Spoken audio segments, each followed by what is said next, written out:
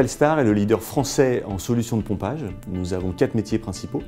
Nous vendons, nous louons, nous réparons et nous installons tout type de solutions de pompage sur la France entière au travers de nos 7 agences, et nous sommes aussi présents au Maroc et dans les semaines qui viennent en Côte d'Ivoire. Alors aujourd'hui, Dynamics Nav est vraiment la colonne vertébrale de l'entreprise, c'est-à-dire que l'ensemble de nos processus sont calés sur Dynamics Nav. Donc l'ensemble des intervenants de la chaîne Telstar travaillent aujourd'hui avec Dynamics Nav. Tous les processus ont été revus assez récemment quand on a migré sur la dernière version, avec une spécificité pour Telstar qui est que nous avons un métier de location, ce qui n'était pas présent dans la solution initiale de Microsoft, et ce que nous avons réussi à faire grâce à 3LI.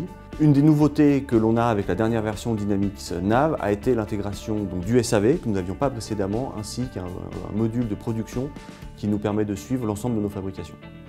Ce que ça nous a apporté, ce sont des outils de gestion et des outils de suivi beaucoup plus fins que ceux qu'on avait précédemment, notamment en pouvant connecter directement Power BI sur notre base de données pour remonter un certain nombre d'indicateurs qui sont soit des indicateurs commerciaux, soit des indicateurs de performance au niveau de la logistique, soit des indicateurs sur le fonctionnement de l'atelier.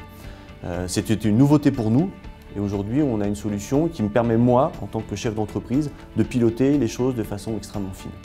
Ce qu'on a demandé à Navision, c'est de fonctionner, de pouvoir facturer nos ventes, nos livraisons, et que ça fasse le job. C'est ce qui s'est passé. On a fait des migrations à chaque fois assez rapides, sans aucune perte en termes de temps d'exploitation ou en termes de temps de facturation à chaque fois qu'on l'a fait. Et aujourd'hui, on a une solution extrêmement robuste qui fonctionne pour l'ensemble des utilisateurs. Le développement de Telstar va se faire dans plusieurs directions. On parle de produits, on parle de services. On va forcément à un moment parler de relations entre Telstar et ses clients, et donc forcément avoir la question autour de la transition numérique. Aujourd'hui, c'est quelque chose qui n'est pas forcément extrêmement clair pour des PME comme les nôtres. On n'est pas sur des métiers d'IT. On vend et on loue des matériels qui tournent dans des chantiers de travaux publics.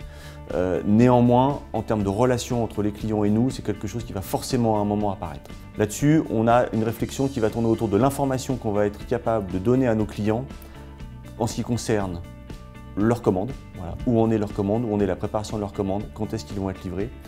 La deuxième idée, c'est de pouvoir, nous en interne, avoir des outils de suivi beaucoup plus rapides, et on est notamment en train de travailler avec 3LI sur la possibilité d'implanter un système de puce RFID sur nos matériels qui sera directement connecté à Navision, et ce qui va nous permettre d'allier donc ce suivi temps réel et je dirais physique dans l'entreprise, et d'en avoir le retour sur Internet.